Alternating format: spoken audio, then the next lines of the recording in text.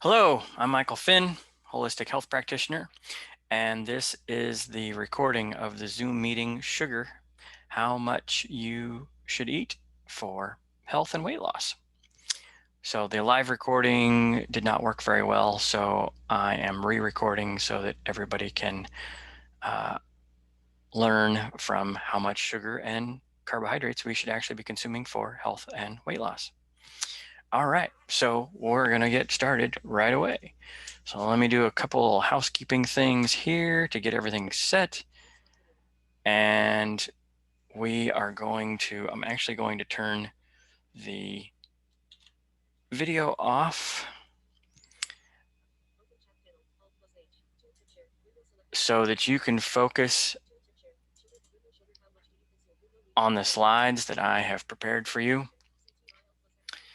and that they will be the primary thing, and then I will bring my video back up at the end. All right, so here we go.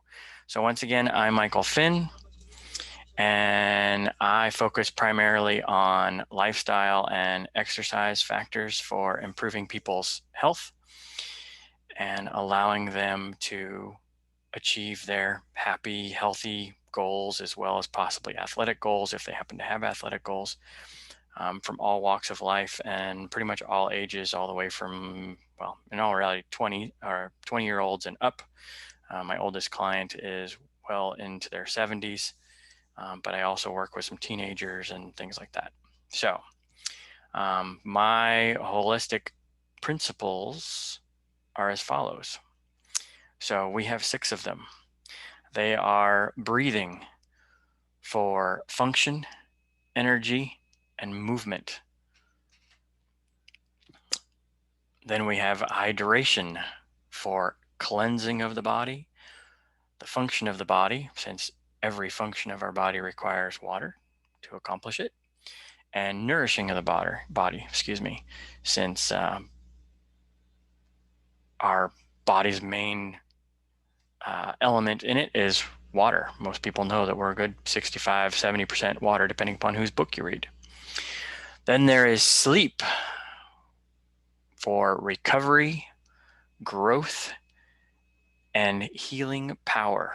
So whenever someone comes to me and they're having a lot of issues, like the big thing I jump on is sleep and trying to get them to actually sleep more. It's something we've gotten far away from and something I'll cover in future Zoom meetings as well.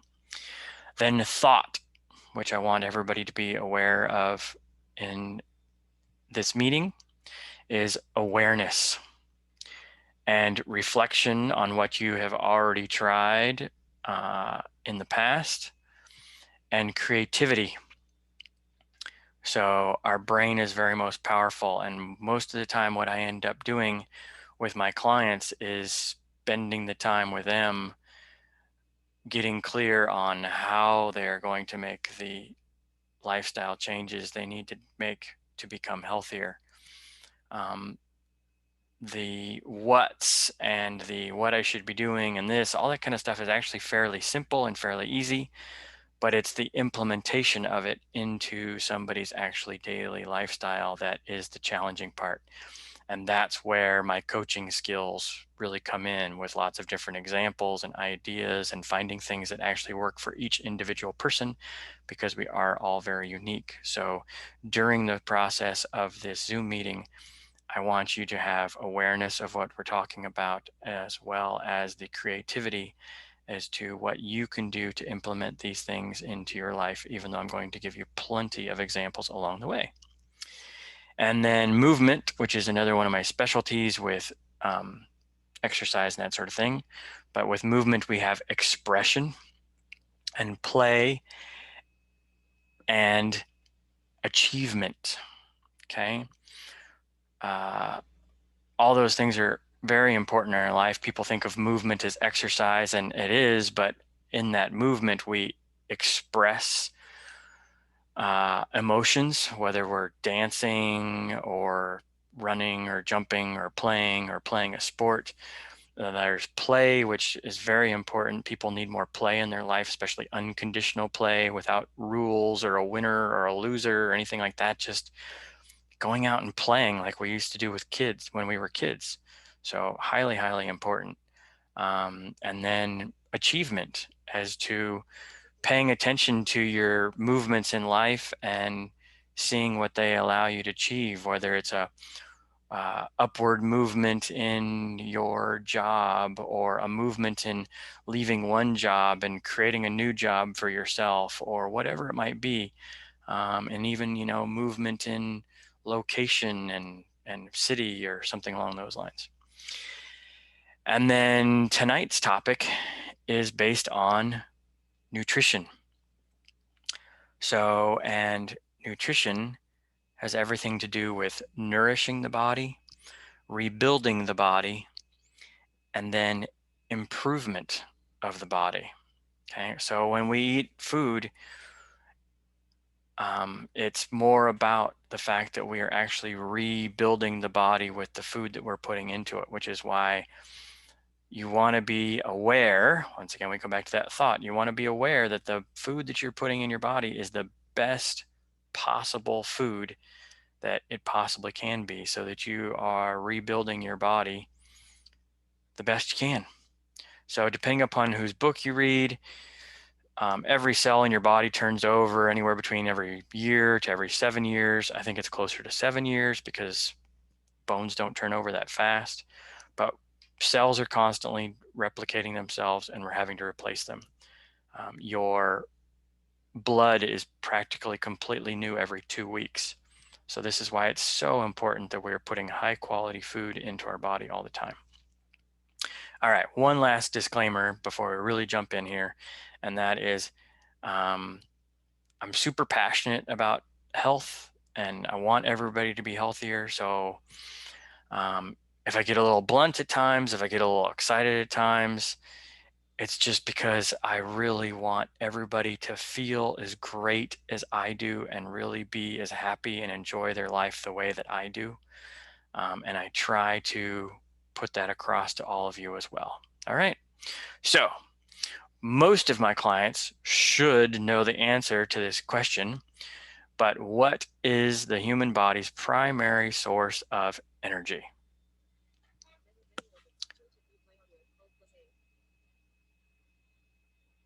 Oh, I'm jumping ahead of myself. Sorry.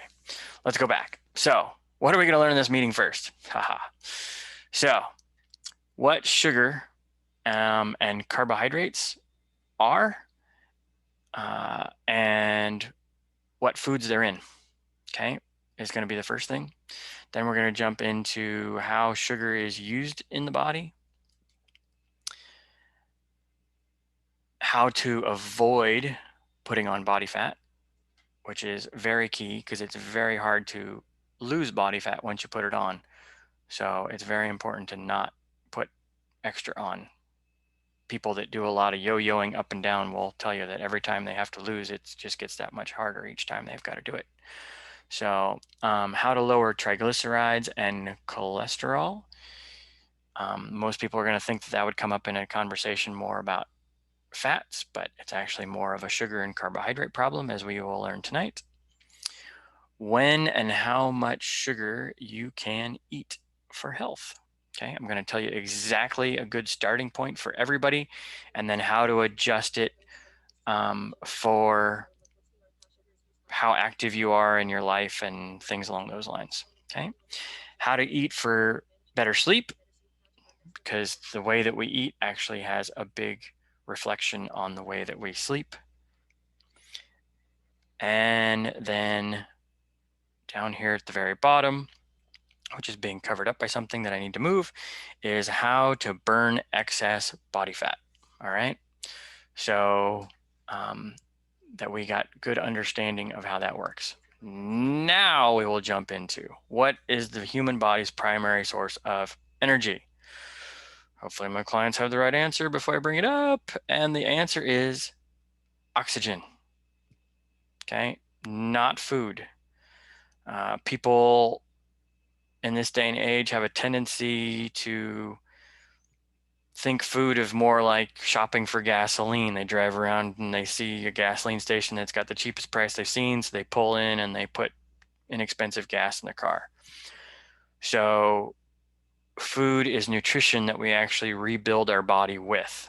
Is there a little bit of energy in there that we use? Yes, there is. But for the most part, the primary source of energy for the body is oxygen. Without oxygen, brain cells start dying in 3 minutes. And without oxygen, you're pretty much going to be completely dead in about 5 minutes. Unless you're a really experienced yogi or something like that and can go longer than 5 minutes. But for most of us, 3 to 5 minutes is all we got.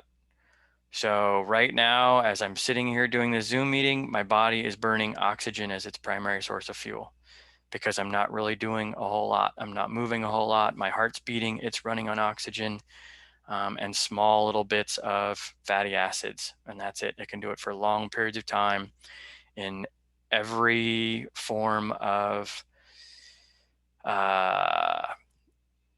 yoga out there and religion and many and martial arts and everything else. They always have fasting. They all talk about, going on a fast and eliminating food for a particular period of time. I was just reading an article this week on the marathon monks, and the marathon monks need to complete 1,000 marathons in 7 years. And during that period of time, they also do some fasting along the way. And at the end of the 5th year, they actually do a 9-day fast, no food, no water, which I really don't recommend. But they go no food, no water for 9 days. They do it all with meditation and breathing. And so it's not a bad thing to reduce your amount of food or skip a meal. You're not going to die from it. It's not going to hurt you. The human body, especially us Northern Europeans, are built more like bears, where we live in a colder climate that things freeze in the wintertime and vegetables don't grow. So, we're kind of more designed to put on weight in the summer and the fall and then go through a low period of food in the wintertime where there's not a whole lot and lose all that body fat. But in this day and age, we live in the endless summer with food all the time, lights that keep everybody up all the time and everything else, and it's totally disrupted the way the human body works. All right. So enough of that. Let's jump on in here to how much sugar the people consume, especially here in the United States. Okay. So before I bring this up, I want you to imagine you're in the grocery store, you just picked up a 1-pound bag of sugar, see how big that is, see how much that weighs, that sort of thing, or if there's one in your cupboard. And now let's look at how much is really going on. So in the year 1900, Americans were only consuming about 4 pounds of sugar a year. Okay. Not a lot, not too bad. There wasn't a lot of processed sugar back then. And it was really expensive to come by. But you can see on here, by 1950, that was up to 100 pounds of sugar a year per person. Okay, the 60s went up to 114, 1970 was up to 123, 1980, a smaller jump of just 126, 1990, and I think this has a lot to do with the introduction of high fructose corn syrup in the 70s, went all the way up to 145 pounds per year. By the year 2000, we're up to 152 pounds a year. You think this would be going down, but it's not. Today, we're up to 165 pounds of sugar consumed per person per year. Now, I do consume a little bit of sugar. Don't get me wrong, we've got to, and you're going to learn, exactly what I mean by that. But I definitely don't consume 165 pounds of sugar. So someone's consuming a lot more to make up for me. So we really need to watch and be aware of how much we're really consuming, because it is a big source of a lot of our health problems that we're experiencing these days. So, symptoms of eating too much sugar. If you have more than one of these, you better get on it and start paying attention and be aware and bring some awareness into your life and into your body and make some changes so that these things go away, because they're symptoms of getting very sick. The obvious ones right at the top: weight gain and obesity. Okay, you eat too much sugar, you're going to put on weight. Okay, Mood swings. You will see it especially in children because they have small bodies. They eat sugar, they get a big sugar high, then their body stores it away. They have a big sugar crash, and their mood drops off. They cry more easily, things like that. I remember when my son would get out of school and we would go over to the park across the street from the school, and this gentleman would always bring his two daughters over, and he'd always be feeding them some sugary snack. I don't remember what it was when we'd be going over there. And within 20, 30 minutes after they got to the park and running around, they'd, burn through that sugar, and they'd go through the big crash, and oh, they'd be crying and throwing temper tantrums, and he'd practically be dragging them out of the park because they just couldn't handle it.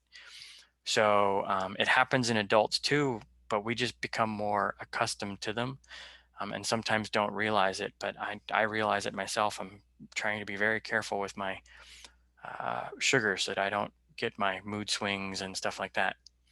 High blood sugar and triglycerides, which we will definitely learn more about. Diabetes and gout. Gout is definitely related to sugar consumption. Anxiety is huge these days, and it's because when you consume sugar, it ramps your body up. It gets everything kind of going. It stimulates serotonin, it stimulates cortisol, which is your get up and go hormone, and it winds up your muscle tissues. And then on top of that, it takes 3 molecules of water to dissipate every molecule of sugar. So it dehydrates the body, it just makes it more tight. And so therefore you run into much more excitement with sugar in the body. And we've got tons of issues with anxiety now. I have so many young people coming to me with elevated heart rates and anxiety and tight muscle tissues. It's just shocking to me. Headaches, another big one, which is also related to sugar imbalances as well as the anxiety. Night sweats and disrupted sleeping, same kind of thing. You get, if you create blood sugar spikes and crashes during the day, well, they're going to happen in the middle of the night too, especially if you have sugary foods before bed. We're going to talk about that later. Hormonal imbalances, I've kind of already talked about that a little bit. Food cravings and allergies, same kind of thing. You get a big blood sugar spike, it crashes. Well, guess what? You want more sugar. It's just natural. So once again, be aware. I ate too much sugar. Now I'm having a sugar crash. I need to let it pass, and I will feel better in an hour or so. And then down the road can turn to disease and cancer. Cancer loves sugar. So when they do infrared scans on people, you will see like how hot and inflamed the areas of the body are around cancer, and it is just sucking up energy. I believe, I wouldn't quote me on this, but I know it sucks up way much more. It's between 4 and 8 times as much energy as regular tissue that it's pulling in. It just draws in all the energy from all around it and keeps converting other cells into cancer cells. So, and sugar is a definite leader in that. All right, so now we need to better understand about what sugar and carbohydrates are. Excuse me, I'm gonna take a quick sip of water. All right, so everything that grows out of the ground has and is primarily sugar and or carbohydrates, okay? Also, milk products, excluding butter, also contain sugar, okay? One more time. So here to the left, we got a nice vegetable garden with all sorts of vegetables growing. All of those vegetables and or grains or beans or legumes or anything like that growing in that garden, they are primarily sugar and carbohydrates, okay? Even the things like people go, oh, quinoa. Well, quinoa is actually a seed, and this goes for nuts and seeds too. They are primarily carbohydrate. Yes, they have protein in them too. Yes, they have fats and all that kind of stuff, but the majority of it is carbohydrate, okay? Fruit here in the middle of the screen, same thing. It's actually sugar. There is no carbohydrate. There's, it's just the simple sugars, which we're going to get into and learn there. But fruit's sugar. Okay. Nothing wrong with it. We need it. And milk has sugar known as lactose. And we'll get to learning more about that too. Now, those are all Mother Nature's sugars, and all of Mother Nature's sugars that have been created for us by the planet Earth that we need to take care of have vitamins in them that we need, and minerals, and fiber that we need, and digestive enzymes, and proteins, and fats, and oils, and life force energy. Okay. Our society's become so advanced we can actually create a human from scratch, but we can't make them conscious. We can't put life force energy into them. We don't know how that works. So, but everything that's living on this planet has life force energy. We can measure it. They can take pictures of the electromagnetic field that's coming off of a human body that it's actually generating, and that is life force energy. So when you eat a living plant, you're putting that life force energy into you. And that's why you want things as fresh and as healthy as they possibly can be, because it enlivens your body. There's been many studies that shown people where they'll take a picture of them and show their electromagnetic field, and they'll have this great electromagnetic field, and then they'll eat an organic apple and their electromagnetic field will get even bigger and stronger. And then they'll eat some crappy thing, I won't put a brand name on it, but let's say some candy bar or fast food thing, and you'll just watch their electromagnetic field just diminish and just run all the way down. So life force energy is huge. And then all these vitamins and minerals run our whole Krebs cycle that allow us to convert energy into this, that, and the other so that we can do all the things we need to do. Digestive enzymes break our food down. So many people with digestive issues, it's like most of the time it's because they're not eating food that have the enzymes in there to break them down in the first place. That's why if you leave an apple sitting on the counter, it's going to rot. The enzymes to digest the apple are right there in the apple. So if you just eat the apple, you don't need the digestive enzymes in your system. They're in the apple. They're there right for you. So, and then fiber, we're going to get into that too, highly important. And then of course the proteins and oils, which I'll talk about in another Zoom meeting. So now man-made sugars, on the other hand, have little to no nutritional value whatsoever. Okay. White sugar, pretty much none. Very hard to measure. Brown sugar, same thing. High fructose corn syrup, absolutely none. It's completely man-made, and you're going to learn more about that in just a minute. Some more natural forms of sugar, maple syrup has a little bit of trace vitamins in it. Coconut sugar has some trace minerals in it. Agave, I always have a tough time of pronouncing. I gotta look at the word. Agave nectar has some trace vitamins in it. It's highly processed though. It comes from cactus. It's really hard to actually get the nectar out, and it's you're better off just eating fruit for sugar. Beet sugar, same kind of thing with some vitamins in there. Molasses also has some vitamins in there. And then alcohol. I'm not going to go deep into alcohol in this one. I'll have another Zoom meeting down the road, but alcohol is sugar too. It's the most refined form of sugar there is. There's absolutely no nutritional value to it. It actually disrupts your body's ability to absorb oxygen, which is why you get a big buzz when you drink it, is because it's starving your brain from getting oxygen. So, which is our primary source of energy.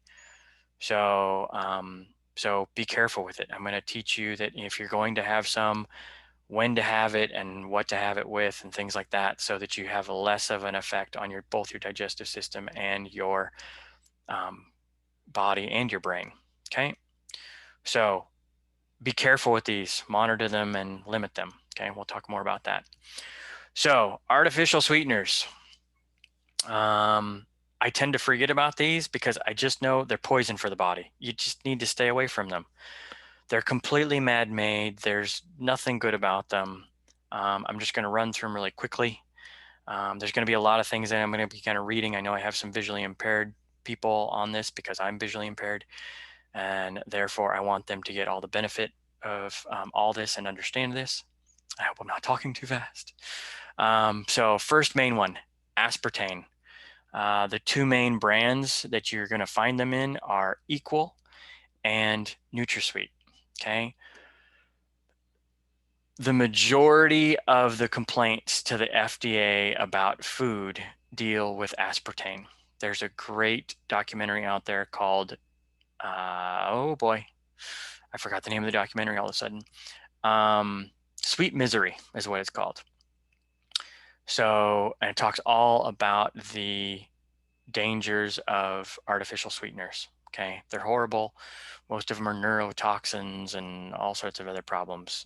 Aspartame's been linked to brain tumors and all sorts of other crazy things.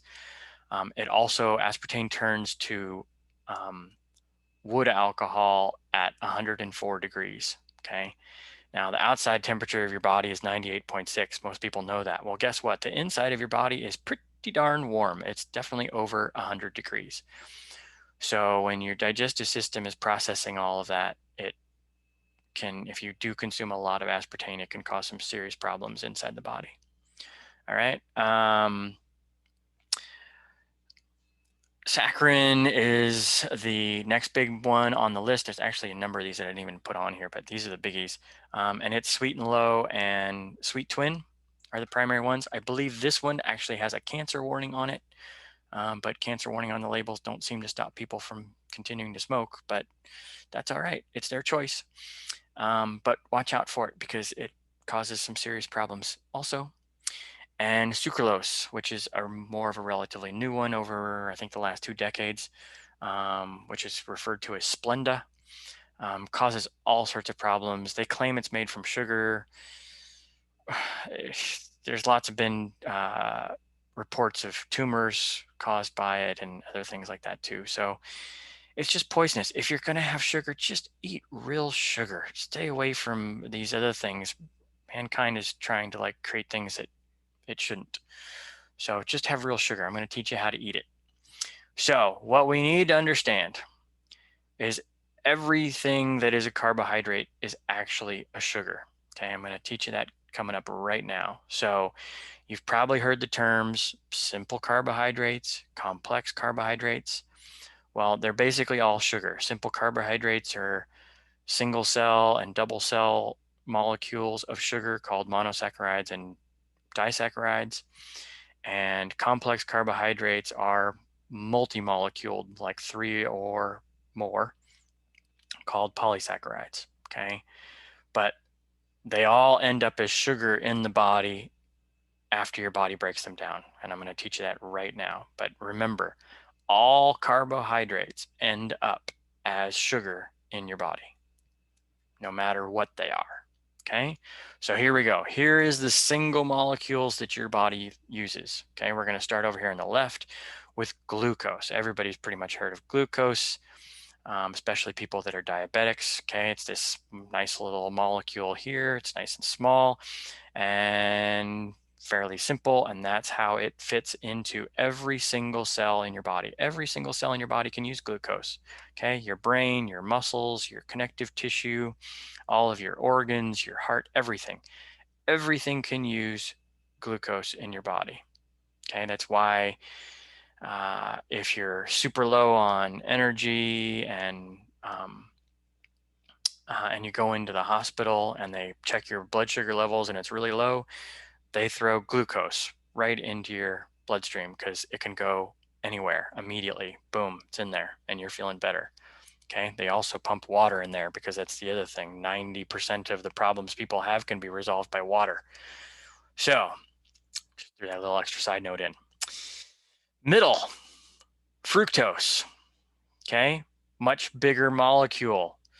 It's like almost twice the size. It's got so many other little points on it. And because of that, it does not fit into every cell. It only fits into cells in your liver. So fructose can only be used by your liver, and that's it. Now, your liver can convert it into glucose. It takes quite a bit of a process, but typically by the time it gets around to converting it into glucose glucose that you aren't using from the other things that you ate is already coming back to the liver to be stored. And the body's like, well, shit, we don't need to send it back out. It's just going to come right back in. And so it starts converting it into other things, which we're going to talk about. So, but very important to know that that can only be used by the liver. So we need to watch our fructose consumption, as you will learn. Galactose is different shaped, a little bit longer, different kind of points.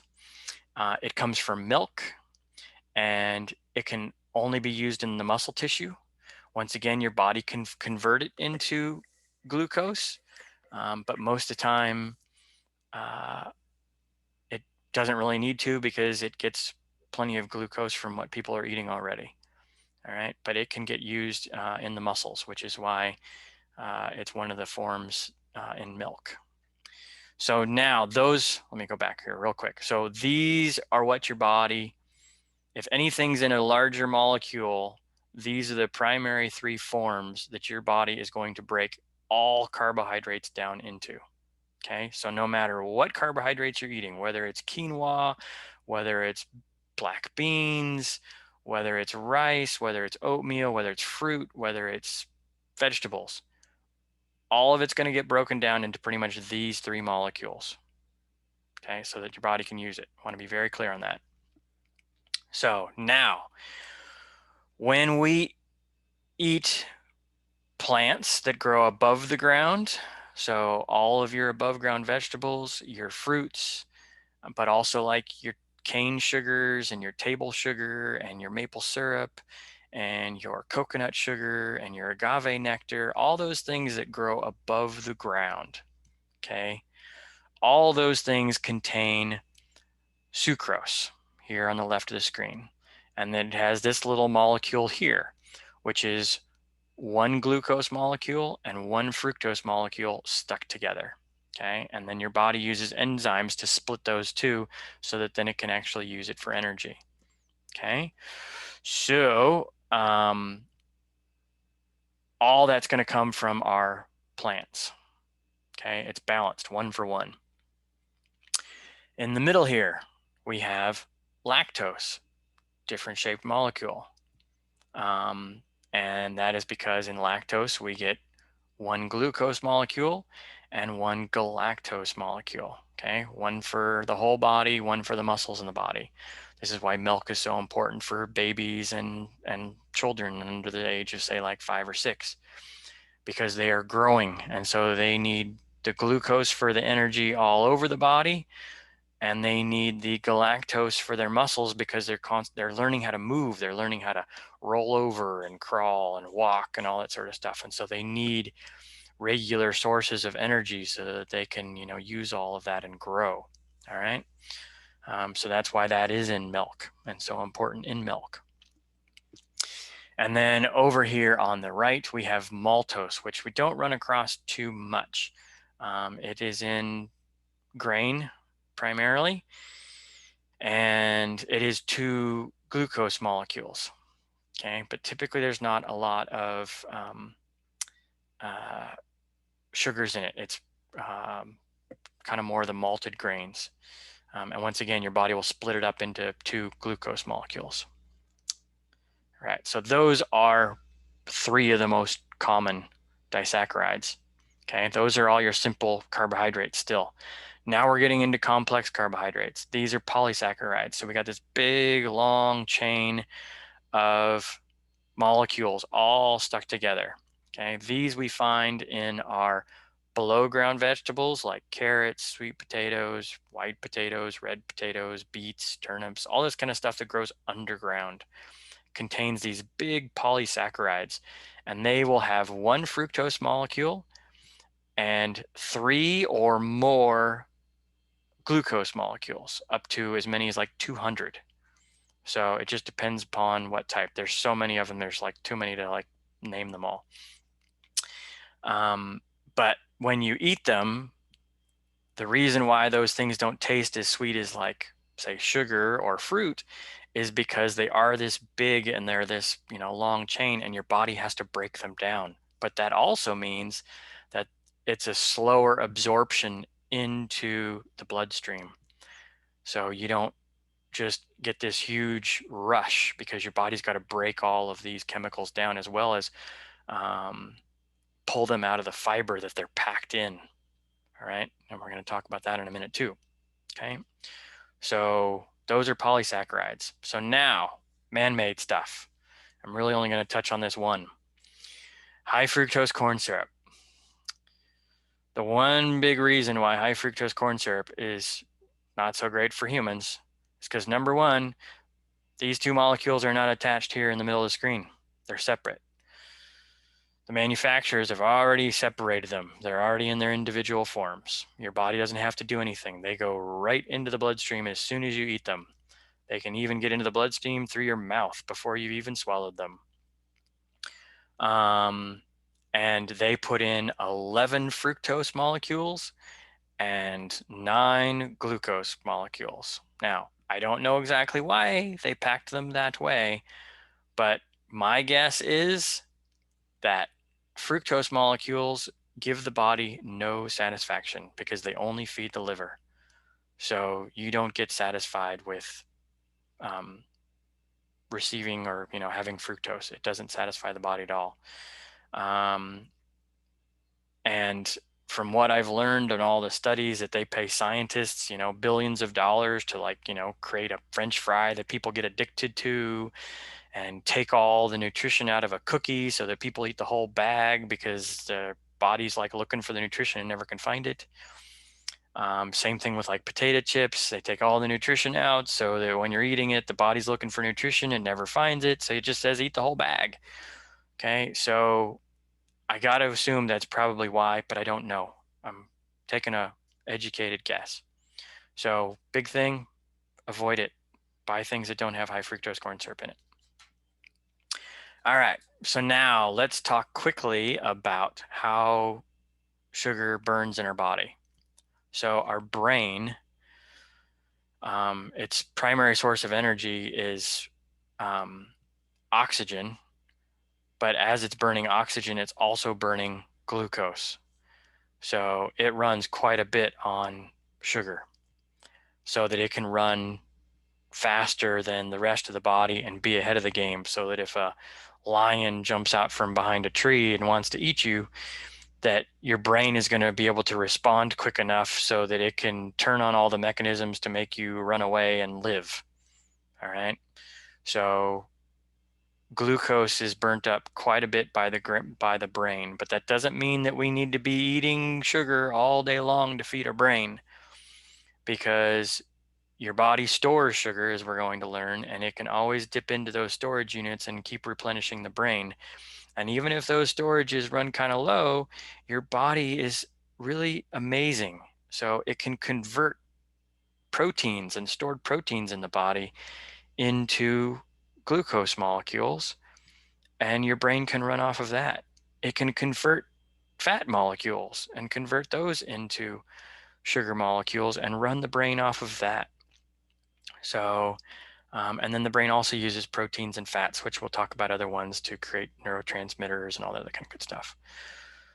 So our muscles, on the other hand, primarily burn oxygen when we're walking and jogging and doing activities that we can maintain for more than 3 minutes. Your body primarily uses oxygen and small little bits of fatty acids as its fuel.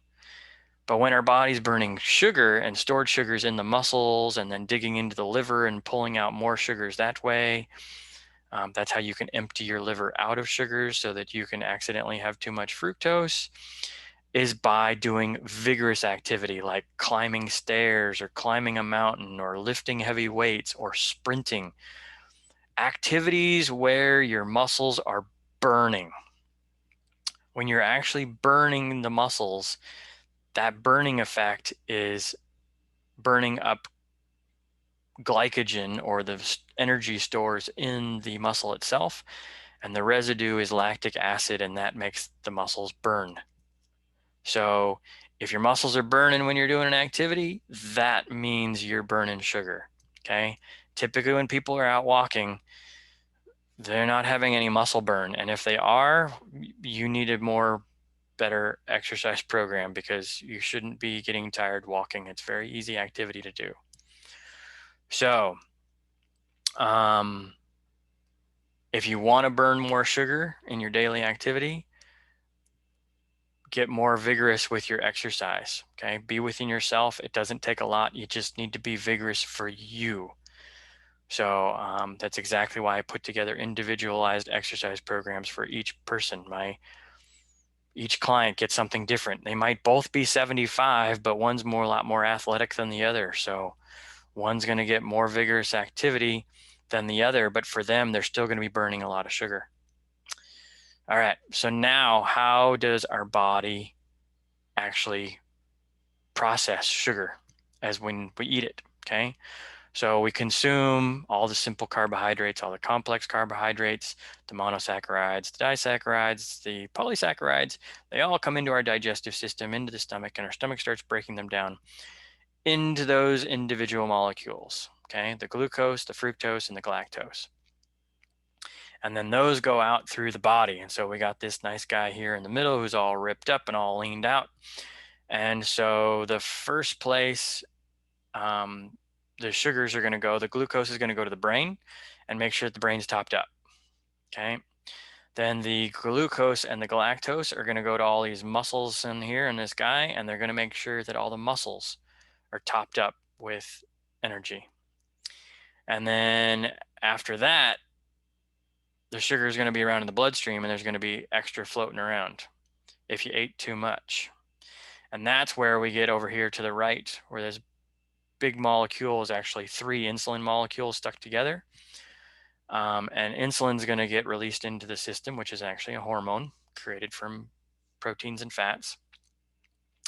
And it's going to grab onto those sugar molecules because it can't leave them floating around the body. It's not good, it causes problems.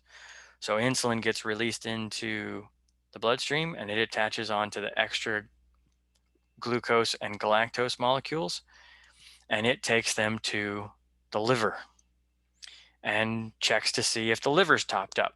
Well, most likely you got some fructose with everything too, and most likely the fructose kind of topped up your liver storage, and so it may not need anything either. So, and that leads to what we have to do with it. We got to store it away. So if the brain's topped up, the muscles are topped up, the liver's topped up because we've already eaten plenty, that extra has got to get stored away in body fat. It's got to put it into fat cells. Okay. And fat cells will multiply and grow and get bigger and bigger and bigger. Just like this sumo wrestler down here on the left.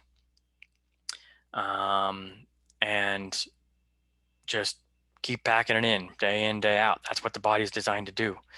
The human body is designed to store body fat away for when there's a famine. But in this day and age, there's no famine. There's no winter fast because you can't find food because the ground's covered with snow. You know, they truck it in or fly it in from someplace else. It's always around. We're not designed to live in an endless summer. You know, if you go down to the equator and hang out with the Quechua Indians, well, you know, they're designed to live that way. But, you know, they live a completely different lifestyle. And the only thing they eat is the plants around them and the teeny tiny little animals that they have a very hard time catching because they're lean and fast, just like they are. So when you eat extra carbohydrates, it's going to get put away as body fat. No way around it, which is why we need to be aware of how much we're putting in. Now, fructose, on the other hand, over here on the right. So when we consume too much fructose, it goes to the liver, it tops off the liver. The liver is actually a pretty demanding organ. It uses a lot of energy detoxifying our body all the time and all that kind of stuff. But typically there's going to be too much, especially if you're consuming high fructose corn syrup. And your levels will get topped up quickly, and then the excess gets converted into triglycerides. And then those triglycerides get turned into cholesterol, primarily low density cholesterol, what everybody refers to as the bad cholesterol. And then that goes up too, which there is no good or bad cholesterol. It's all good. Without cholesterol, we're dead. So, which you'll learn in my next webinar on fats. So, you got to be watching the amount of your fructose intake, because that goes to triglycerides and cholesterol. So, quick little story for you. Had a client come to me, older gentleman, triglycerides over 400, low density cholesterol well over 200, just that part. Not his total cholesterol was over 300, but his low density cholesterol was well over 200. And he came to me wanting to exercise. Oh yeah, I got to exercise. I got to burn this stuff up, blah, blah, blah. And I'm like, going, man, you can exercise till you're blue in the face. We got to change the way you eat.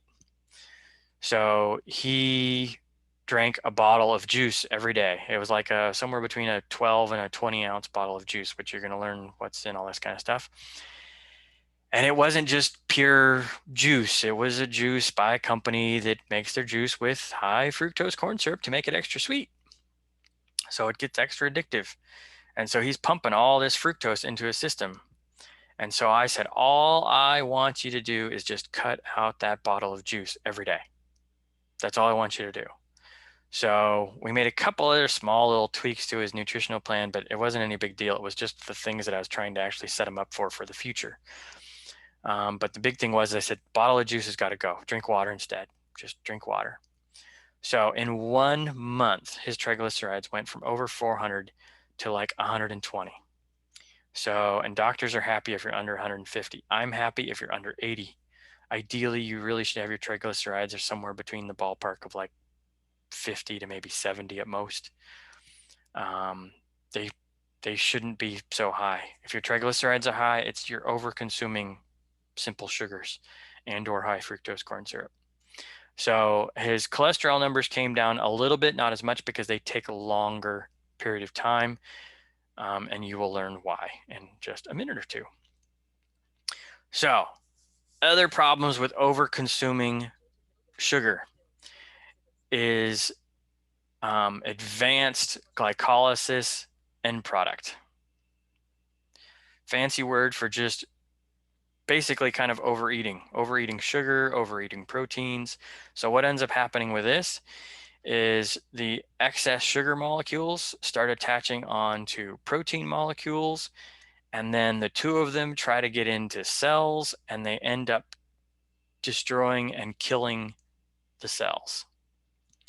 And so this leads to wrinkles and tumors and damage in organs and damage in your connective tissue and your arteries and everything else, simply because you've got these now stuck together molecules that aren't supposed to be stuck together trying to enter cells at the same time, and that's not how it works. So that's why overeating is, such a big problem, causing so much damage in the body. So if you want to stay away from those things, I highly recommend paying attention and being aware, once again, of how much we're consuming and not over consuming the amount of food. All right. So now, fiber, all the things that we eat that come from Mother Nature, all of our plants that are growing out of the ground, above ground, below ground, doesn't really matter.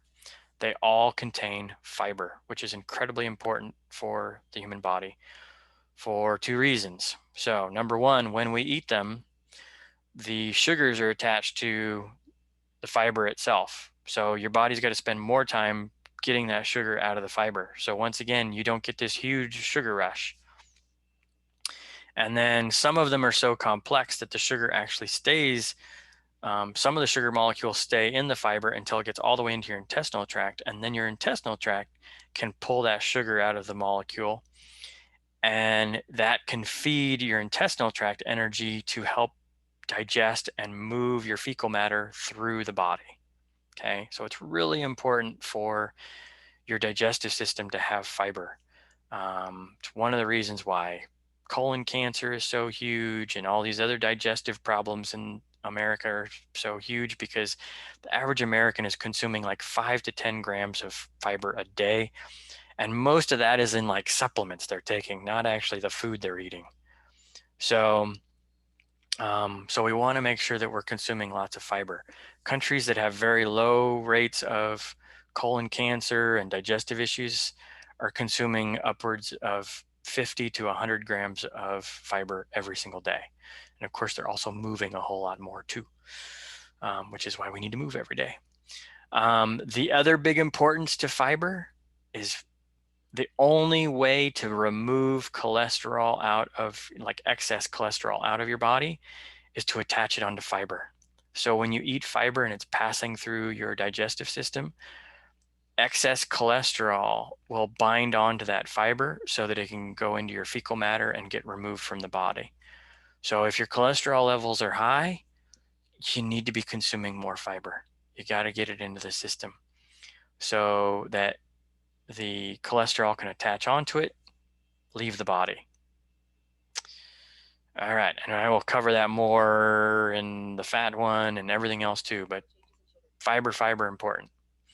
All right, so hormones.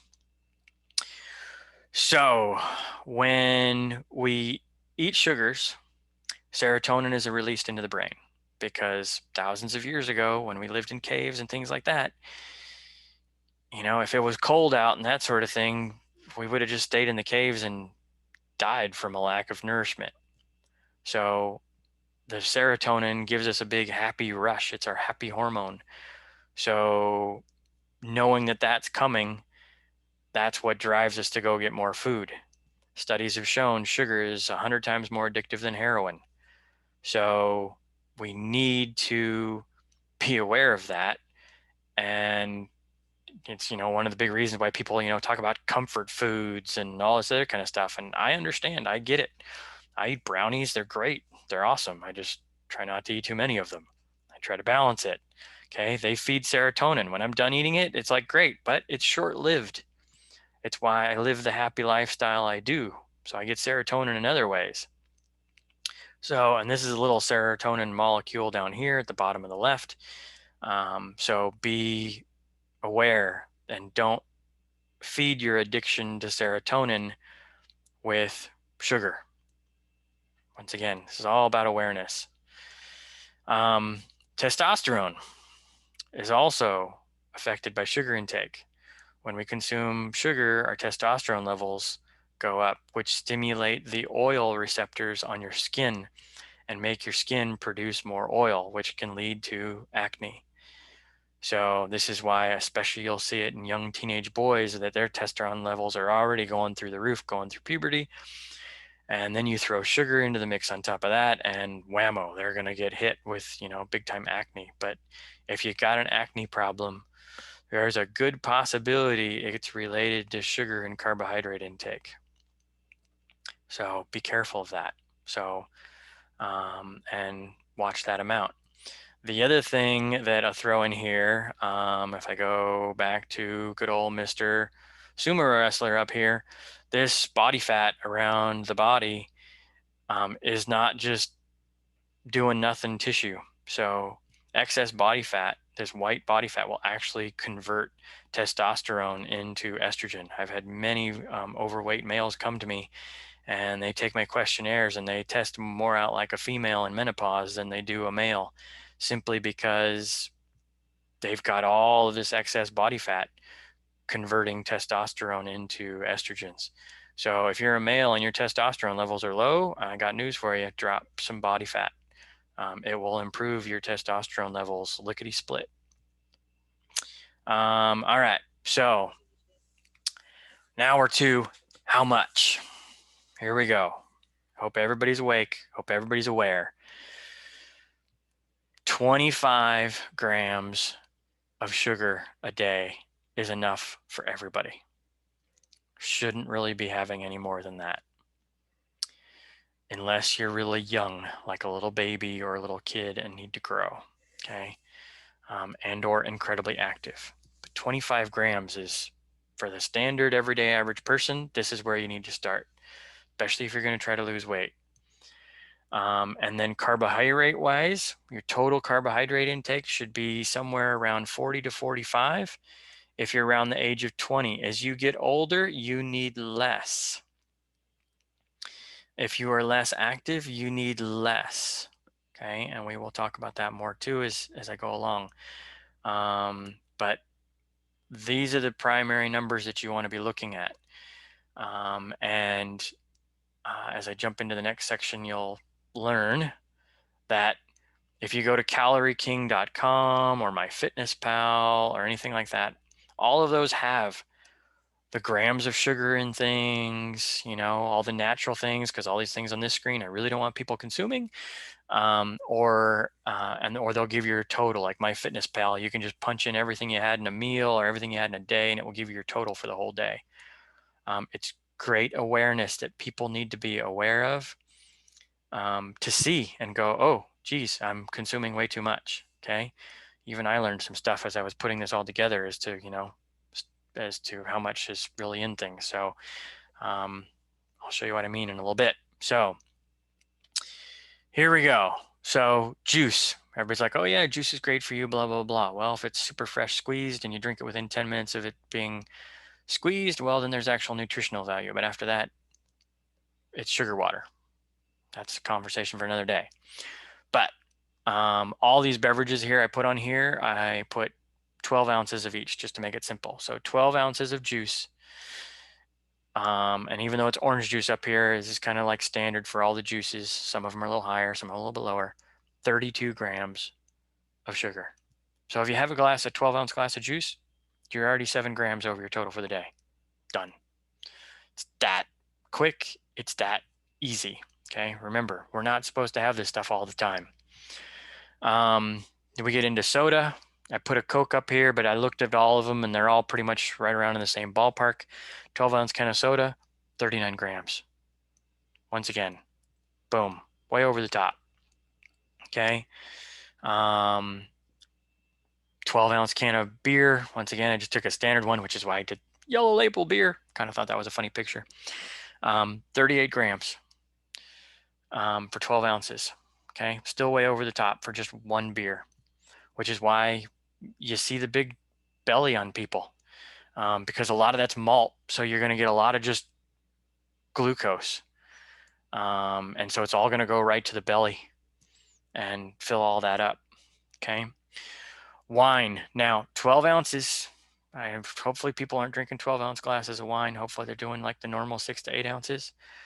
But I just made it all balanced so people can see the density of sugar in things. Okay. Grapes are high in sugar, as we'll learn on the next slide. 12-ounce glass of wine would be 45 grams of sugar. And because it is, that's because it's made with grapes, that you got glucose and fructose going in. So it's not only going to add to the belly, it's going to be heavy load on the liver too, right? Then we get into milk, 12 ounces of milk, 20 grams. Okay. Milk really should only be consumed by people like under the age of 10. Most people lose the ability to break down, milk and all that kind of stuff after the age of like 6 anyway, because that's when they should be not breastfeeding anymore. But, I don't have any problems with milk, but drink whole milk. So it doesn't matter if this is non-fat milk or whole milk. They all have 20 grams. You actually want to drink whole milk because the whole milk has fat and it's going to slow down that absorption of that 20 grams of sugar. Okay. But at least there's no fructose in it. So if, you're desperate and you're drinking a glass of juice a day and you just can't give it up, switch to milk. At least it's better than drinking the juice. And then down here on the end, we have almond milk, which is highly processed, but it's down at 12 grams of sugar. So just so that be careful with that. If you're doing, 12 ounces of almond milk, it still has quite a bit of sugar in it. All right, now we get into more processed stuff down here at the bottom. So Gatorade, that everybody thinks is like so, great for, sports and athletics and blah, blah, blah, blah. Well, I got news for you. My clients that I actually get them to do the test of, drinking water with a little bit of salt in it, have a big, boost in performance as opposed to drinking Gatorade. 12 ounces of Gatorade has 32 grams of sugar in it. So, and once again, most of the time it's high fructose corn syrup. So most of the time you're getting that big hit on the liver and not a lot of glucose. And it's not hydrating for the body because, like I said, every sugar molecule requires 3 molecules of water to deal with it. So, there's way better things to do for electrolytes. If you got questions on that, reach out to me via email or something. I'll send you stuff. Powerade, worse, 40 grams. So not a good choice for rehydrating the body.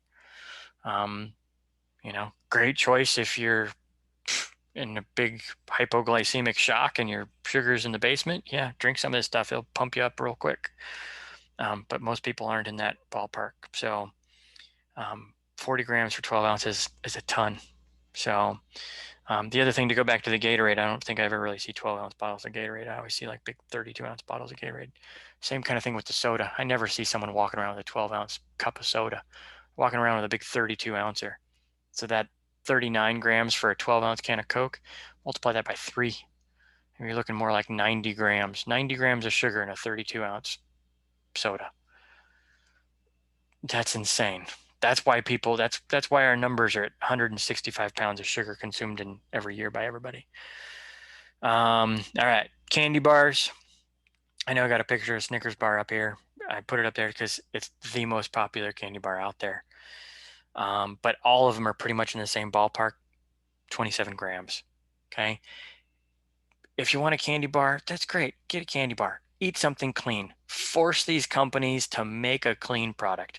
Go get a huge chocolate bar that has mint in it or almonds in it or something like that. All clean chocolate, no additives, things like that. And you'll also find the sugar content is way lower, incredibly lower.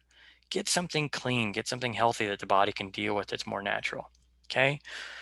Peanut butter cups. Yep. Used to love them. Make my own now once in a while I make my own, out of clean chocolate and peanut butter, so that once again, the sugar content's way low because just 2 peanut butter cups, 22 grams of sugar. All right. So really watch all that. And don't get me wrong, I used to eat all this stuff, but that was why I was arthritic at 26. I had double arthroscopic knee surgery in 1999 that turns out I probably really didn't need because it didn't help my knees at all. What fixed my knees was cleaning up my nutrition, cleaning out my body, giving my body what it actually really needed to heal itself and improve itself.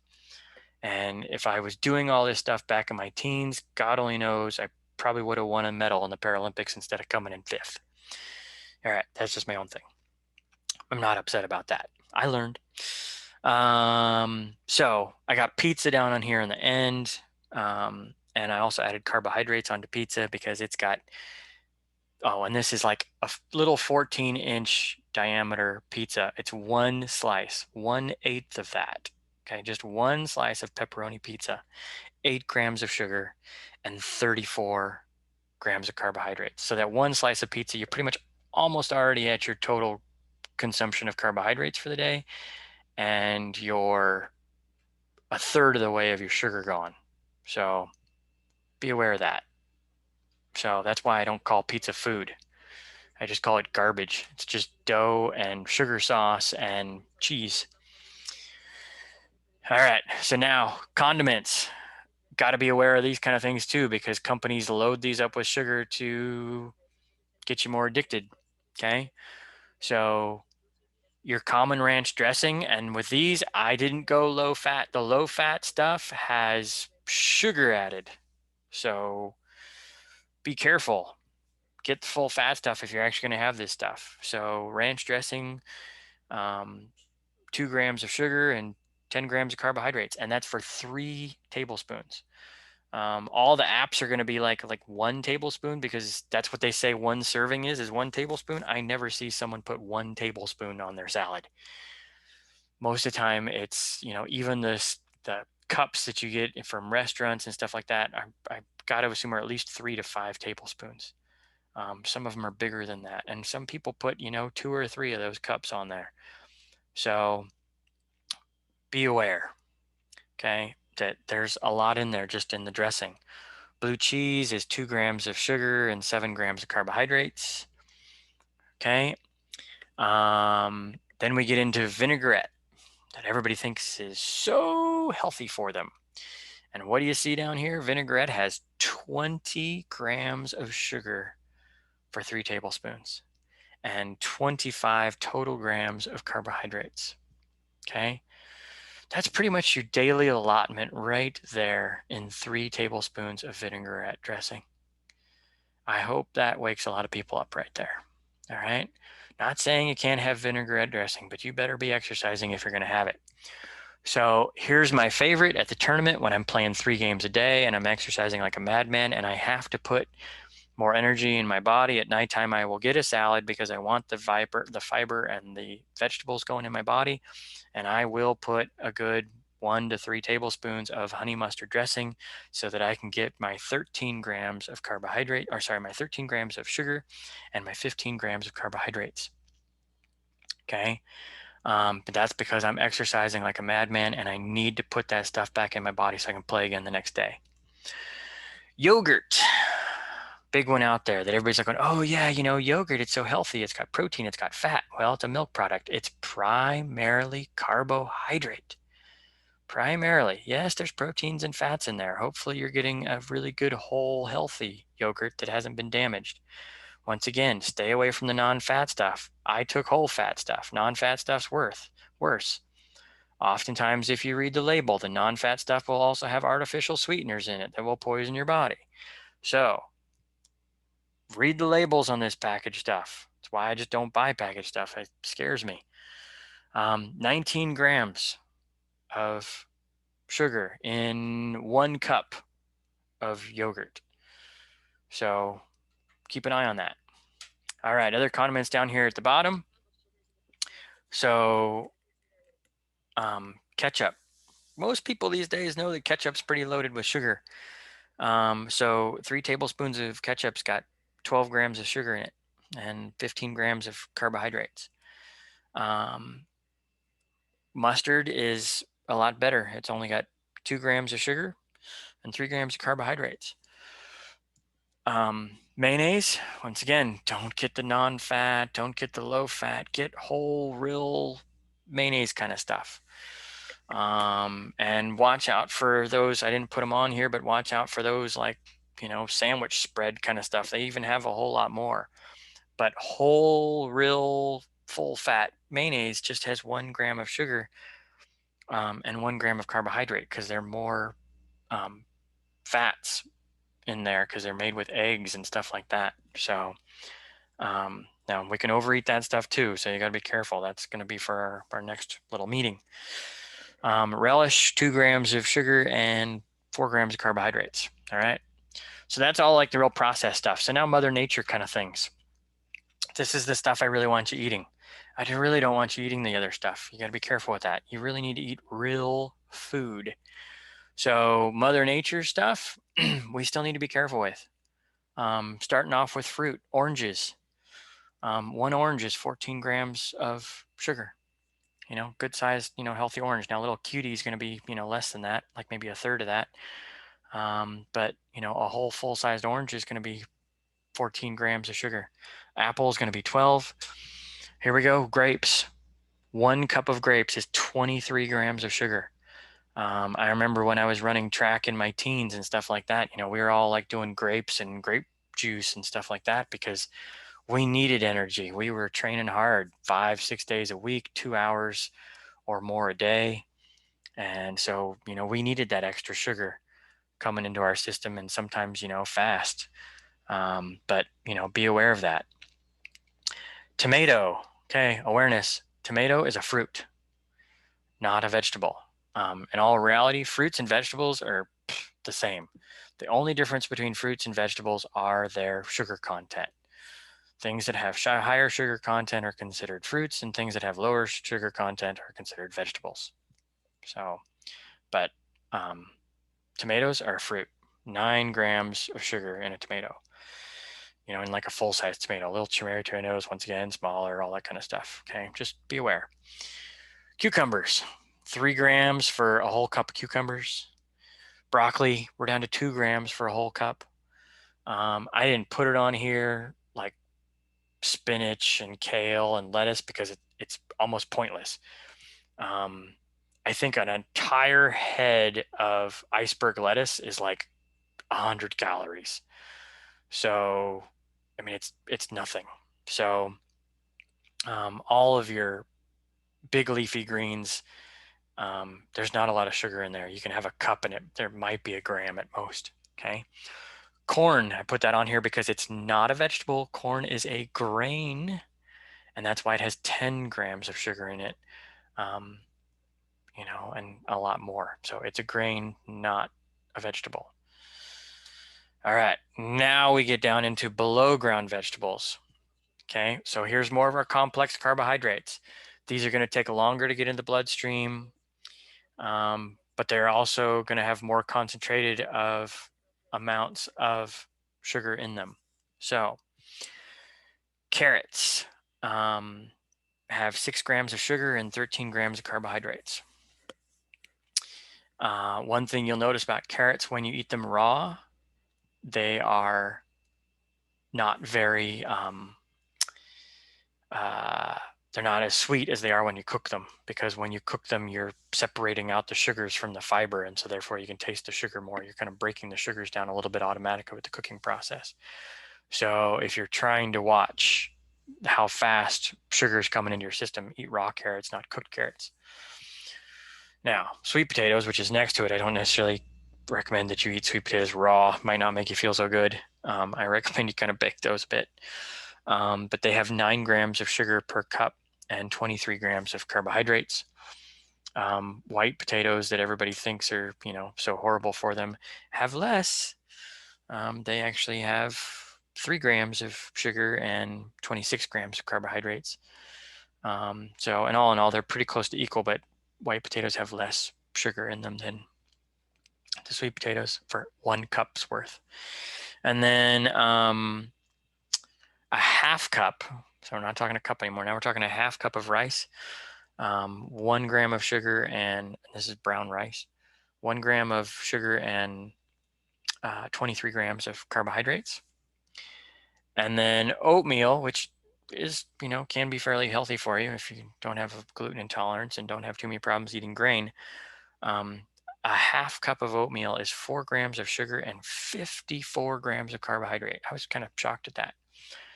But there is plenty of fiber in there that will help pull out a lot of cholesterol, but you better be active if you're consuming oatmeal. You better be a very active person if you're consuming oatmeal, because it's got a lot of carbohydrates in it. It's why people say, oh yeah, it sustains me for a long time. I'm going, yeah, well, it will sustain your body fat for a long time as well. So you got to be, really aware of that. You need to be an active person if you're going to be consuming things along those lines, because you don't need a lot of it to be there. Yeah, real quick note on fiber. I'm going to zoom back up real fast. So quick note on, fiber. So that I forgot. So the easiest way to know how much fiber is in things is how hard is it to break it. So fiber is the skeleton in a plant. So if you take a lettuce leaf, you can break it really easy. But if you take a cucumber, that's more difficult. If you take a carrot, it's more difficult. If you take a sweet potato, it's even more difficult. If you take squash, it's even more difficult. So the more difficult it is to break something, the more fiber that's in it, because it's the skeleton of the plant. All right. So I forgot to touch on that before. I touched on it now because it just popped back into my mind. All right. So you can find this in my ebook. This is how I try to get people to start off with toning down their carbohydrate intake so that they can lose weight. And I find that it's a sustainable way. This is what I do every single day of my life, and what I've pretty much been doing for like probably almost the last 20 years, so that I maintain health and appropriate weight. So 5 servings, so that's 5 cups, because a cup of above ground vegetables is a serving every single day. Okay. So I've got cucumbers, spinach, broccoli, bell peppers, Brussels sprouts, but any vegetable that grows above the ground, anything that you like, 5 cups of it a day. Okay. That's going to get you somewhere in the ballpark of anywhere between 10 and at most 15 grams of sugar. All right.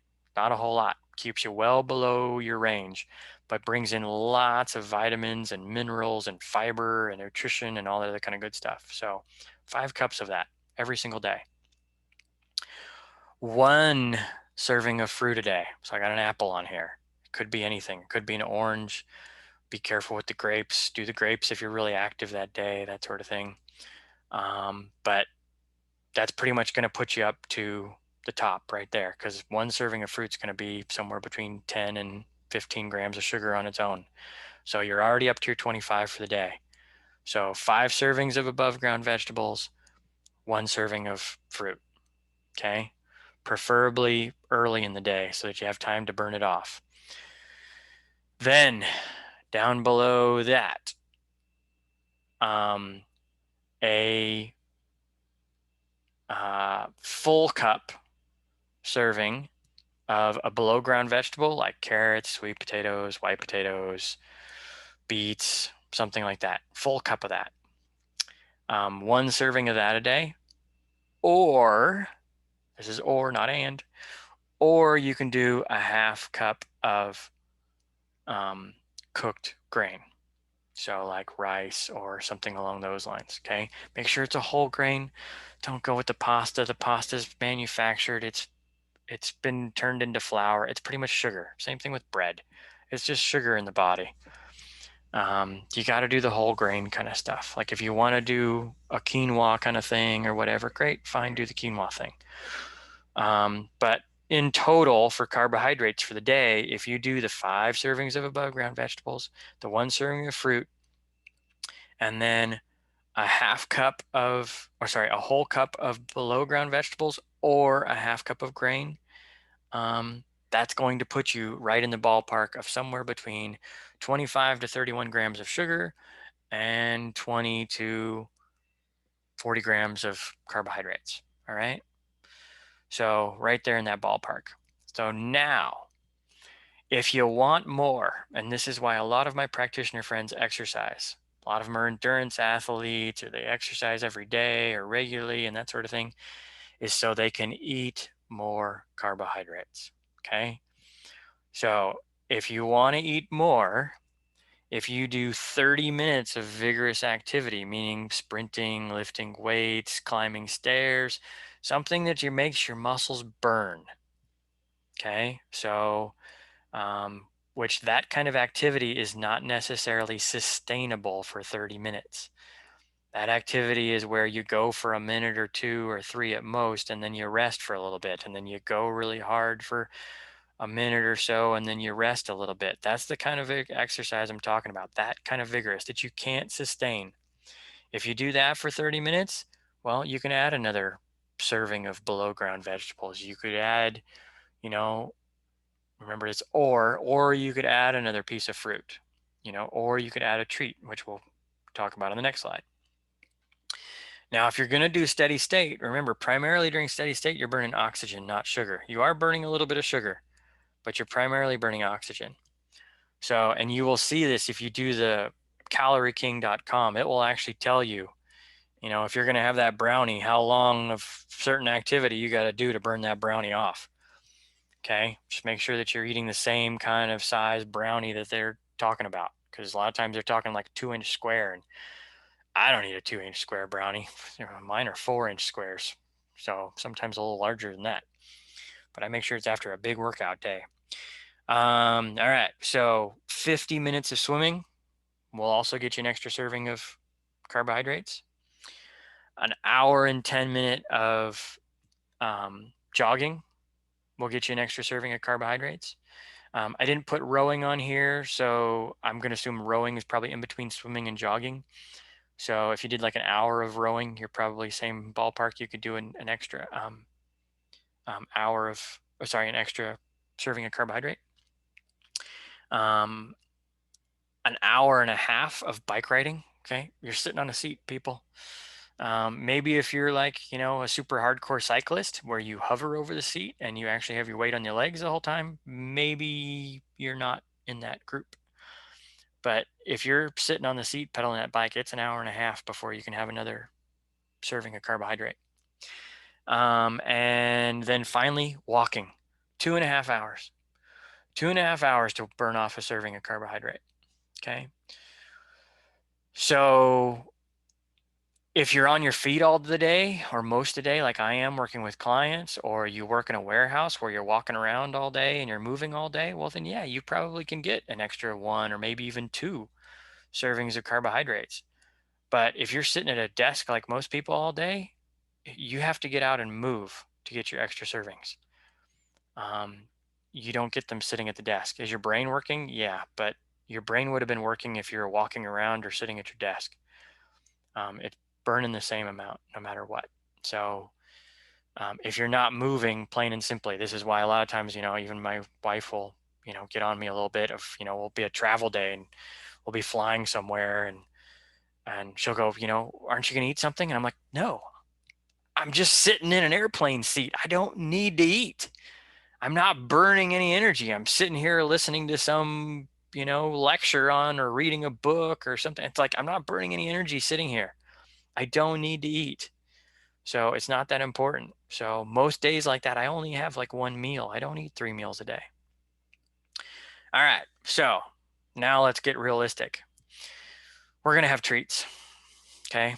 I don't drink alcohol. I haven't for 13 years. It messes up my digestive system and causes all sorts of other problems. So I don't touch the stuff anymore. Um, uh, but at this point in time, I still don't plan on giving up some processed sugar and some sugary treats. Okay. Maybe there will come a day somewhere in the future where I reach that step, but I'm not there yet.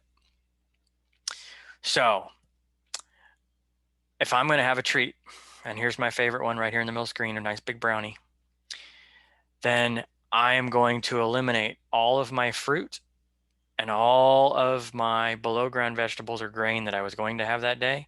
All that goes out the window. I have my 5 servings of above ground vegetables. So I get all my vitamins and minerals and fiber and all that kind of good stuff with my little 10 to 15 grams of sugar, maybe at tops. And then I have my nice big yummy brownie. Okay.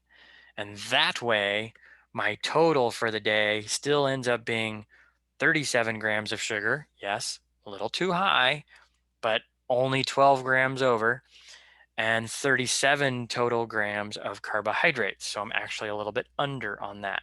Okay. Now I try to save those treats for days that I do big, vigorous exercise things like a big sprint workout or stuff like that. Try to only do it like once, maybe twice a week at most, especially this time of year in the fall or maybe the winter. But during the season, it's like once every other week. But but I pay attention to my exercise. So if I've exercised a lot, I will have more. But if I haven't, this is it. Above ground vegetables, brownie, and then my regular proteins and things like that. So here was a shocking point for me. A lot of people come to me saying, oh, I eat healthy amounts, blah, blah, blah, blah, blah. So on this page, we've got what a lot of people come to me with saying, they eat a really healthy diet and they don't understand why they can't lose weight. Okay. And I was even shocked to see these numbers too, because I went really healthy. You will notice there are absolutely no beverages on here. There's no Starbucks coffees on here. There's none of this other stuff. All that stuff is just extra. It's just extra, extra, extra. We've just become used to it to where it's just going in all the time. So we got to be careful with what, if you're going to have a black cup of coffee, well, have a black cup of coffee. If you want to do an espresso or something like that, all right, well, add some butter to it or some coconut oil and slow down that absorption of caffeine. Is it going to be, some calories going in? Yeah, but really hard to convert those things into storing them into body fat. Your body will use them to make, good cells, cell membranes. We'll get into that into fat. All right, so breakfast, half cup of oatmeal and some grapes. Okay. Most people will look at that and go, wow, well, that's, it's a good healthy breakfast, right? It's all natural, all comes from Mother Nature, blah, blah, blah. Yeah, well, but as we saw, oatmeal's really high in carbohydrates and grapes really high in sugar. Okay. Lunchtime, turkey sandwich.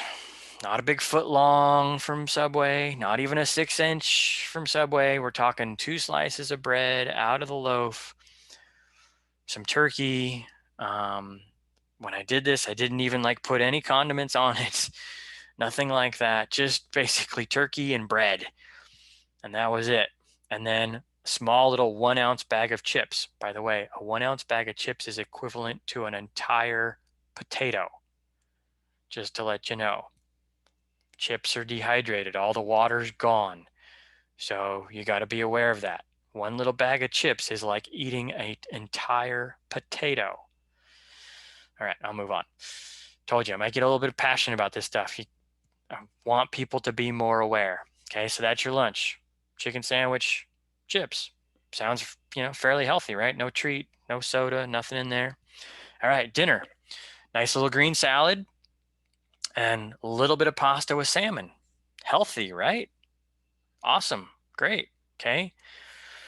So, but you combine all of this together for the whole day, and you start running into the fact that your total consumption for the day is 36 grams of sugar, which isn't so bad because you're actually eating all healthy foods that are coming from Mother Nature. So the sugar content isn't too bad, but the carbohydrate content is 157 grams of carbohydrates. 157 grams. And remember, your body breaks all of those 157 grams of carbohydrates down into your sugar molecules, your glucose, your fructose, and your galactose. All right. So it's too much if you've got a sedentary lifestyle and you're trying to lose weight. Okay. I might be able to get away with that, but I better be exercising like at least 5 days a week. And I don't. I mean, I'll tell you the truth. People think I exercise like a crazy person. I exercise like 2, 3 days a week vigorously. Am I moving all the time? Yeah, of course. So I walk every day. I do Tai Chi every day. I play with my son whenever I can, things like that. But, it's just not enough. All right. So moving on. So, um, when to eat is what we're talking about now. So breakfast. Get your metabolism going. Somewhere within the first 2 to 3 hours in the morning, eat breakfast. Make sure there's protein, make sure there's some fat, and by all means, have, a portion of your vegetables and things like that, and a piece of fruit if you want it. If you're going to put carbohydrates and sugars in, put them in early in the day when you have the chance to burn them. Don't wait around. When I have my brownie, it's typically before noon so that I got the rest of the day to burn it. So, if my wife offers me a brownie at nighttime, 75% of the time I turn it down and say, oh, I'll have it at breakfast. So, because I don't want to have it before I go to bed. So, I want to have it early in the day. Okay. So I put a nice little egg scramble up here with vegetables and a banana. It's great. It's awesome. Okay. I know some people don't like to have a big breakfast. Fine. Don't. Have what works for you. Have like a hard-boiled egg and a piece of fruit. Have a half a hard-boiled egg and, some vegetables or whatever. But get the body going in the morning, get the metabolism going. Okay. So that when it comes time for you to be ready to eat later, your system's going and you're hungry. I try to tell, especially like my male clients, that, have a tendency to overeat, that are trying to lose weight. I tell them, if you're not hungry enough to eat the table, you're not hungry enough to eat yet. Okay. So people tell me, it's like, oh, well, vegetables don't taste very good. Well, guess what? You're not hungry enough yet then. So, because when it comes time for me to eat, there's times I'll eat vegetables and I'm like, yeah, I'm not really too big on that vegetable, but I'm hungry. I don't care. I want food because, like I said, I typically only eat 1 or 2 meals a day. All right. And then later in the day, a lunchtime, an early dinner, you want to make sure that you're done consuming carbohydrates, preferably by 4. Okay. Most of them in before noon and finished up by 4. Dinner preferably by 5, 6 o'clock at the latest. And dinner should be the smallest meal of the day and very little carbohydrate, because your body burns the majority of the body fat between 9 p.m. and 2 a.m., but it will not do it if there's insulin in your bloodstream. It will burn sugar. So if you want to maximize your fat burning potential, quit eating meals so late.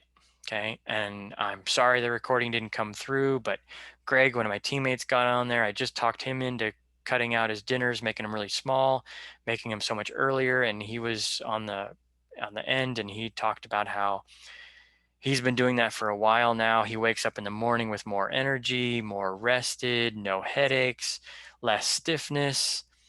And it's all because now his body can actually sleep and is not digesting food. We spend tremendous amount of energy digesting food.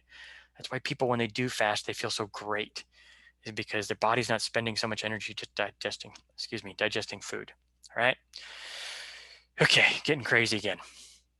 So now here we go with, if we're gonna have our treats, as well as if we want to protect our digestive system, we want to, if I'm going to have my brownie, because here's my brownie over here on the right hand side of the screen, I'm going to eat my brownie after I've had protein and fat.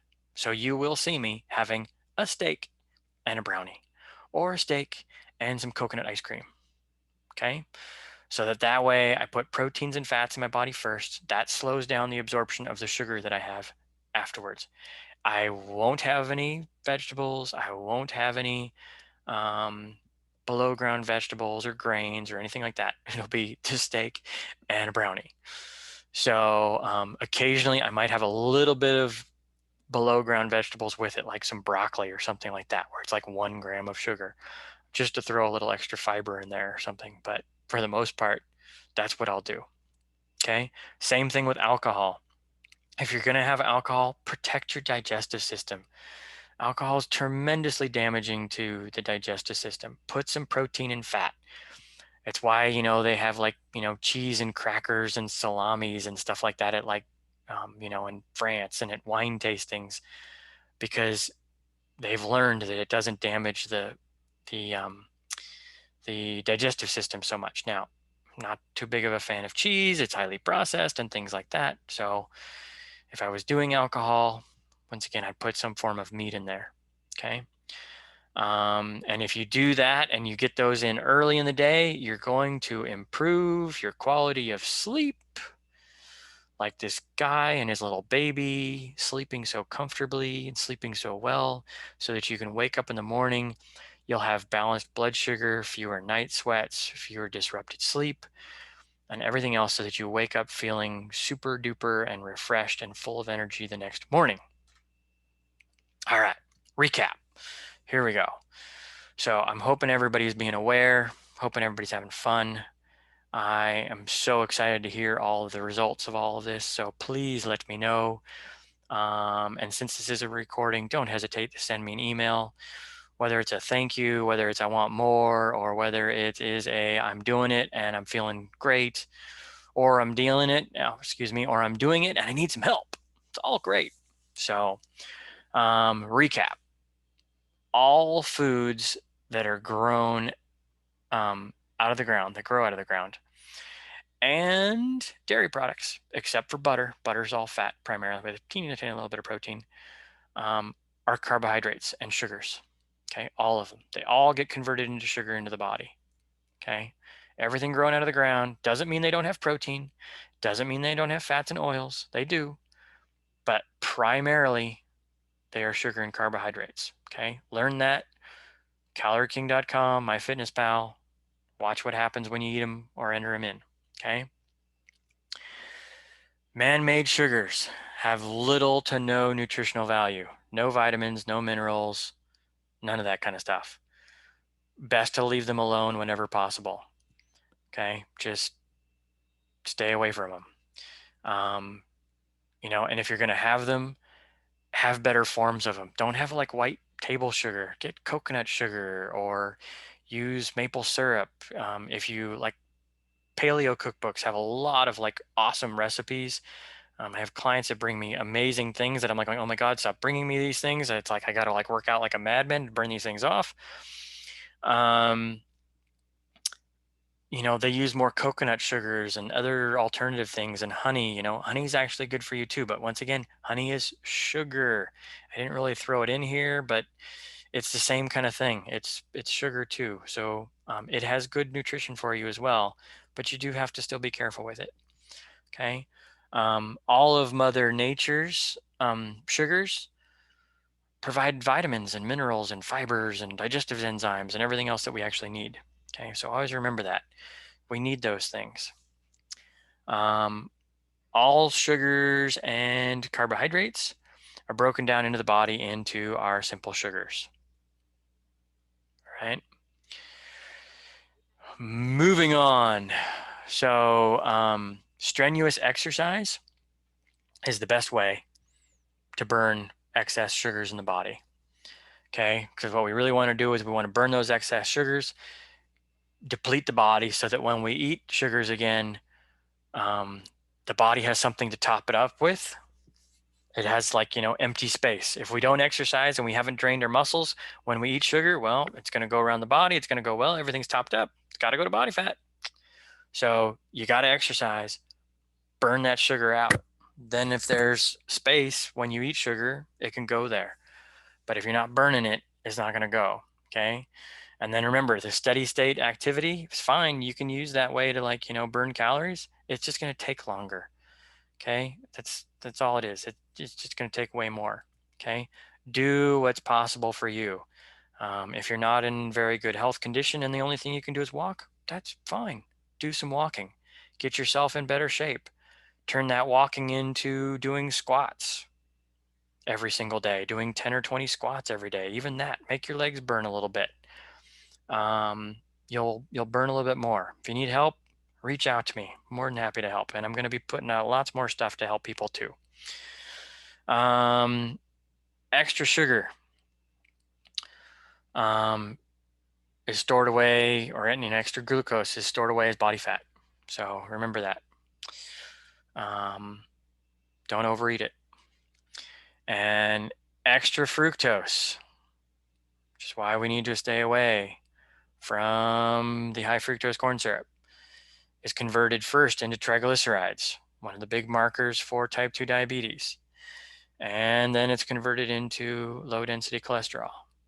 Okay. So watch your fructose levels. Be aware of that. We should only have, here's your numbers, 25 grams of sugar a day. Okay. And down below, 40, maybe 45 grams of carbohydrates a day. You want more? Exercise. Okay. Do it up. This is all recorded, so you can all go back and watch many times as you want. Processed foods have more sugar than natural ones. Okay. Anytime they process it, they're simplifying the sugars to make the foods more tasty, to get you more addicted. That's why pizza is so darn popular, because one little slice of pepperoni pizza has got 8 grams of sugar in it and 34 grams of carbohydrates. It is pumping serotonin into your brain, something fierce.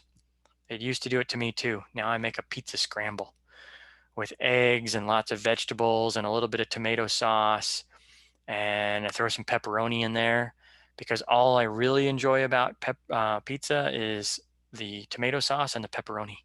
My favorite part. So I throw that in an egg scramble when I'm kind of craving a little bit something kind of like pizza. I don't put any cheese or anything like that. Awesome. Fills my cravings, and there you go. That's what I do with my clients. Come up with a way. If you're craving something particular, we just need to come up with a better, healthier alternative and fit it in with the rest of your nutritional day. The average person who thinks they are eating healthy is still typically eating way more sugar and carbohydrates than they should be. Okay. So be aware of that. Focus on yourself. Don't worry about everybody else. Be clear on what you're doing. And don't worry about, everybody else. Lots of people, say, oh, do you have problems, talking to them. And I don't talk to people about it. If people come and ask me questions, I'm more than happy to talk to them. But I always start every conversation off with, okay, be careful what you're asking. You may not want to hear what's going to come out of my mouth. And I will always throw out the disclaimer, okay, I might be blunt. I don't sugarcoat things. I'm not mean about things. I'm very polite. I'm more than happy to support everybody. I love everybody. I have empathy for everybody. I've been there. I've been overweight. I've been through these challenges. So, but I've learned to get through them, and I've learned how to teach other people how to do that too. Okay. Eat your sugar and carbohydrates in the day mixed with proteins and fats. Okay. So that you absorb them slower. Your body's got more chance to burn them. Your body's got more chance to put them in the places they should go. And you maintain your hormonal balances, and you don't get the big sugar highs and the sugar lows, which is going to make you want to eat more. Okay. Whenever I have to be very careful on those days that I like have the steak and the brownie, because typically about 4 hours after that, because I had that brownie and it's more than I'm used to, typically I'm like going, okay, where's the food? And I don't need to eat anymore. I've already had enough. But because I get a little bit of a sugar crash, it's still that same sort of thing. But if I go run around a little bit, I go move a little bit, get my mind onto something else, within an hour, it's gone. My body's rebalanced itself out. But that takes practice. When you're going to have a treat, just like I was saying here, eliminate all of your fruit and your below ground vegetables for the day. Enjoy your treat, and enjoy it knowing that you didn't overconsume for the day, because you had your proteins, you had your fats, you had your above ground vegetables, and you had a treat. And then that treat that you pick, make sure it's a damn good treat. Okay. Don't pick some garbagey commercial stuff that's got a bunch of chemicals in it. When you're going to have a treat, you treat yourself. You get the best darn treat you can find and afford. So don't mess around with it. Get something serious. So that's why people offer me, garbagey stuff all the time. And I'm like, oh, no, I'm not going to eat that. I'm not going to waste my calories on that. I'm going to have something really good. I'm not going to have something that tastes like wax and all these additives and chemicals. I said, because I'm going to have one and I'm just going to want another one because it's not even satisfying. But if I make one of my big old giant coconut almond chocolate chip cookies, those satisfy me. They taste great. So, and I don't get all the negative reactions that I get from regular store-bought chocolate chip cookies that make my ears itch for 2 weeks. All right. You can exercise more, and, please move your body, please exercise your body, but you can exercise more so that you can eat more. Okay. But remember the list: 30 minutes of vigorous activity for one more serving. Okay. An hour more of swimming, jogging, or rowing for just one more serving. An hour and a half of biking for another serving, and 2.5 hours of walking for one more serving. Okay. It's not, oh, I went out for, a 2-hour walk, so I get to eat like 5 more servings today. It doesn't work that way. Okay. So be aware of the amount.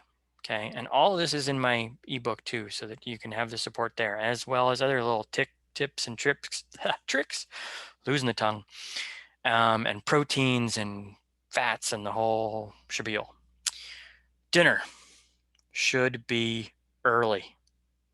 Skipping dinner once or twice a week will not kill you. Okay. If you're taking a bunch of medication, stuff like that, okay, listen to your doctor, work with somebody.